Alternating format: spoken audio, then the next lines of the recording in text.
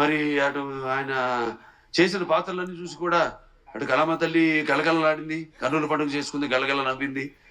అలాగే ఆ వారసత్వాన్ని పుణికిపుచ్చుకుని ఈ ఎన్నో వైవిధ్యమైన పాత్రలు, పౌరాణికాలు కానివ్వండి, జానపదాలు కానివ్వండి, సాంఘికాలు కానివ్వండి, ఫస్ట్ ఇండియన్ సోషల్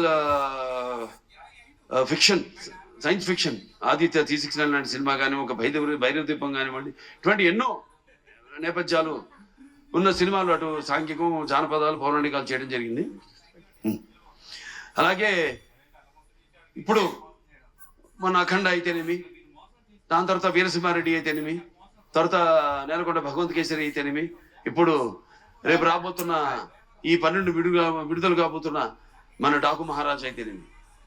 ఇందాక చెప్పారు డైరెక్టర్ గారు, డాకు మహారాజ్ డిస్కషన్స్ అప్పుడు ఏదో ఒక లైన్ అనుకున్నాం, అది సరిగ్గా మాకు నేను కరెక్ట్ కాలేకపోతున్నాను. దానికి ఏదో ఒక పాత కథలాగా అనిపించింది. మళ్ళీ ఎందుకంటే ఆల్వేస్ రీసెర్చ్, ఎప్పుడు నా మీద నేను రీసెర్చ్ చేసుకుంటున్నా, అభిమానులు ఏం కోరుకుంటున్నారు నా నుంచి. అలాగే ఒక నేలకొండ భగవద్గీతలో ఒక ఇన్స్పెక్టర్ క్యారెక్టర్ని నేను చెప్పడం జరిగింది. దాన్ని అంతకుముందు ఆ పాత్ర లేదు. అలా దాన్ని బ్రహ్మాండంగా మలిచారు డైరెక్టర్ అయితేనేమి, ఆ రచయితలు అయితేనేమి. అలాగే ఈ సినిమాలో కూడా ఆదిత్య 369లో శ్రీకృష్ణదేవరాయల మారువేషంలో వచ్చి కృష్ణకుమార్ని కాపాడడం, అది అలా ఉండిపోయింది. ఫ్యాన్స్ అందరి గుండెల్లో కూడా ఉండిపోయింది ఆ పాత్ర. అటువంటి పాత్రలో కనిపిస్తే నేను బాగుంటుంది, సినిమా ఫుల్ లెంత్ కనపడితే బాగుంటుంది అనుకున్నాను.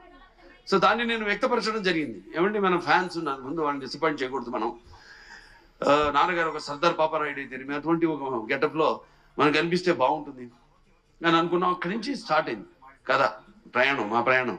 దాంట్లో మరి ఎటువంటి సమస్యను మా ప్రతి సినిమాలో మహిళలకైతేనేమి, వినాశ్రయం జననం నాస్తి, వినాశ్రయం గమనం నాస్తి, వినాశ్రయం జీవం నాస్తి, వినాశ్రయం సృష్టి రేవ నాస్తి.